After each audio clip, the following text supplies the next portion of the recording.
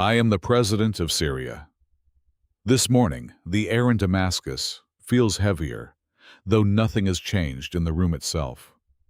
The scandal is no longer an accusation whispered by diplomats. It is attached to my name in headlines: chemical weapons, Ghouta, sarin, hundreds of civilians dead in 2013. The United States nearly launched airstrikes. The OPCW reports followed. Sanctions multiplied. War crimes investigations opened in European courts. My name now travels with those words automatically. I wake up in the presidential palace, but the palace feels like a monitored space. Phones are quieter. Advisors choose their phrasing with surgical precision. No one says Ghouta directly. They say the file. They say the situation. They say the pressure. I read summaries of foreign media coverage. My photograph appears beside images of suffocated children and masked inspectors. Commentators speak of isolation of a regime beyond rehabilitation. My title remains intact. My reputation does not. Security briefings continue at the usual hour. Generals stand when I enter. They do not hesitate. Orders are still taken down. Units still move when instructed. The machinery of the state does not pause for scandal. But something else moves now ahead of me. Ambassadors who once requested meetings now send carefully worded statements instead. European governments expand sanctions lists. American officials speak my name as shorthand for chemical attacks. Human rights organizations call me a war criminal without lowering their voices. In rooms abroad, I am not introduced as a head of state. I am introduced as the man accused of using chemical weapons against his own people. At home, portraits still hang. Convoys still clear the roads. State television still uses the title President. Power functions on routine. Fear fills the gaps where loyalty thins. No one confronts me directly. They adjust around me. Conversations shorten when I enter. International calls are routed through fewer channels. Allies speak defensively, as if proximity itself requires explanation. I remain in office, but my name enters every room first, now heavy radioactive, forcing everyone inside to calculate their distance from it before they look at me. I wake before dawn, because sleep now feels like negligence. Every morning briefing is filtered through legal language. Since the chemical weapons accusations, Ghouta sarin, the OPCW reports the sanctions. Every sentence is pre-cleared in someone else's mind before it reaches mine. Today, I decide not to follow the script. At 8 a.m., intelligence hands me a prepared statement for a state television. It avoids the words, Chemical Investigation, OPCW. It speaks of sovereignty, stability, reconstruction. It is designed to say nothing that could be quoted in the New York Times or Brussels. I set it aside. I tell them I will speak live. The room stills. Not fear calculation. My media advisor reminds me that any unscripted remark could be used in European courts. Universal jurisdiction. War crimes files already open. Every adjective becomes potential evidence. I say, I understand. And I go live anyway. I do not deny anything. I do not apologize. I speak about sanctions strangling hospitals. I mention Ghouta by name. I say history will judge events in full context. Within minutes, my phone vibrates on the desk.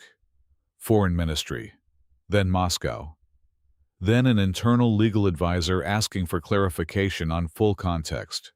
State television cuts the feed earlier than scheduled. International media clips. 6 seconds, my face, the word Ghouta and full context. The headline forms before lunch: Assad defends chemical attacks in defiant broadcast. I never use the word defend. It doesn't matter. At noon, I request a meeting with economic advisors about reconstruction contracts. Normally, I avoid appearing too eager. Sanctions complicate every transaction. Foreign companies risk secondary penalties for shaking my hand. Today, I sign preliminary approvals in front of cameras. The optics team stiffens. Images of me signing anything now circulate beside accusations of war crimes. A pen in my hand becomes symbolic of impunity, of endurance, of denial. Social media translates a routine infrastructure document into Assad consolidates power amid atrocity allegations. I approve the contracts anyway. In the afternoon, I insist on visiting a military hospital in Damascus. These visits are usually choreographed angles, controlled, patient-selected. Since the scandal advisors prefer, I avoid public hospitals entirely. Too many cameras, too many unpredictable questions. I go without full staging. A nurse thanks me for support. A soldier asks about his unit's funding. I answer plainly. I do not mention chemical weapons. I do not mention investigations. By evening, foreign outlets frame the visit as image rehabilitation tour. Commentators analyze the hospital beds behind me for signs of propaganda. Even silence is interpreted as strategy. Back at the palace, I receive a call from an ally urging restraint. Every spontaneous appearance increases pressure, he says. Let the diplomats work. Diplomats work in silence. I am tired of silence. So I authorize the release of declassified documents about rebel chemical stockpiles. Material intelligence has debated sharing for years. My advisors warn that partial disclosures invite more scrutiny. Investigators will demand full archives. Any inconsistency will be treated as proof of guilt. I release them anyway. Within an hour, analysts on television dissect the documents, line by line. Some call them fabrication. Others call them distraction. The fact that they came from my office makes them suspect by default. Truth, if present, dissolves under my signature. By nightfall, state media requests guidance. Should they emphasize defiance, victimhood stability, I give none. I tell them to report events as they occurred. They hesitate. Reporting plainly is no longer neutral when attached to me. Before midnight, my communications team delivers a summary of global reactions. Sanctions discussions revived in Washington. European prosecutors monitoring new statements. Human rights organizations accusing me of intimidation. Allies issuing cautious endorsements that sound like distance. I walk through the corridor lined with portraits of previous leaders. Power looks permanent in oil paint.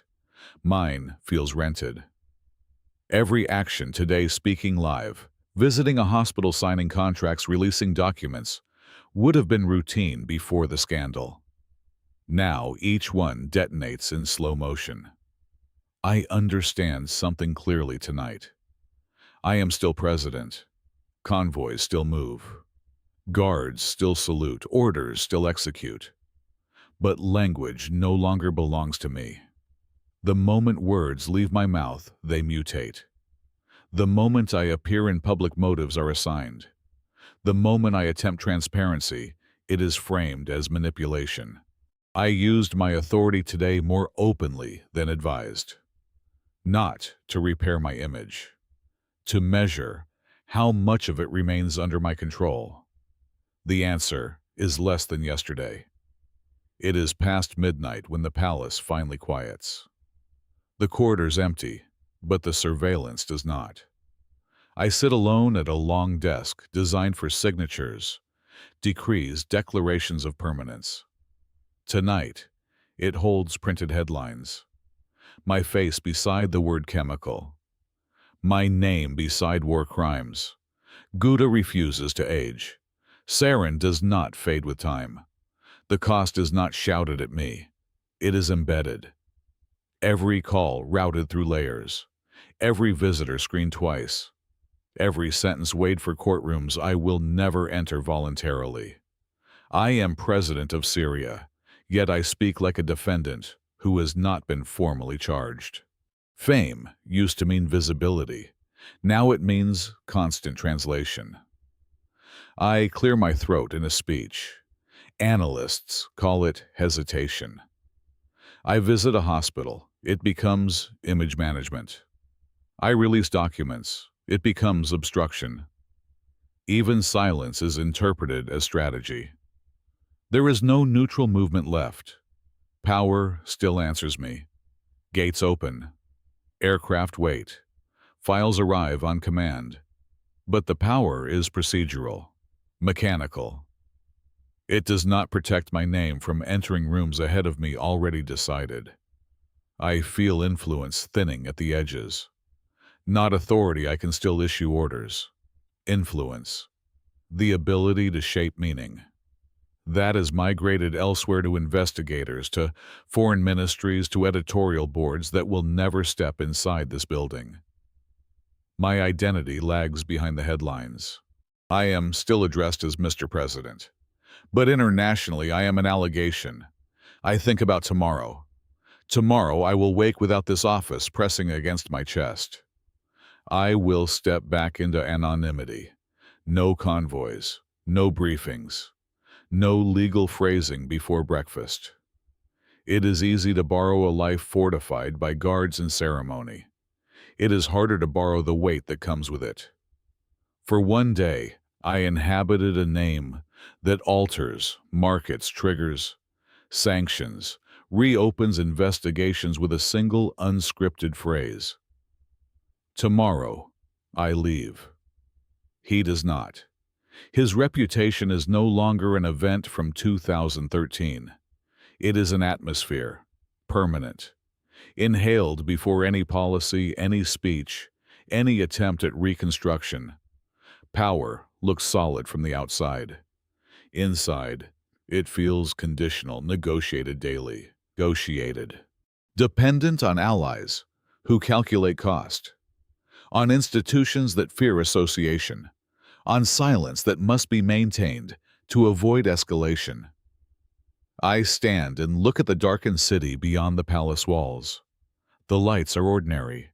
Apartment windows, street lamps, lives that continue without headlines attached to their names. In a few hours, I will return to being one of them. Not relieved. Aware. Aware that power can be occupied temporarily, but reputation cannot. Aware that authority can survive scandal, but identity does not reset. Aware that the difference between commanding a state and being trapped by it is thinner than it appears. Tomorrow, I will leave this office. His name will remain inside it. Disclaimer: this video is a fictional, satirical thought experiment. It does not represent the real thoughts, intentions, actions, or private life of the President of Syria. The narrative is an imaginative exploration of public perception following a widely reported political scandal. Its purpose is social commentary on fame, scandal, power, media framing, and reputation under scrutiny. It is not intended as biography, factual reconstruction, or direct accusation. Viewers should understand this content as creative interpretation, designed to examine how public figures are shaped and reshaped by controversy and global attention.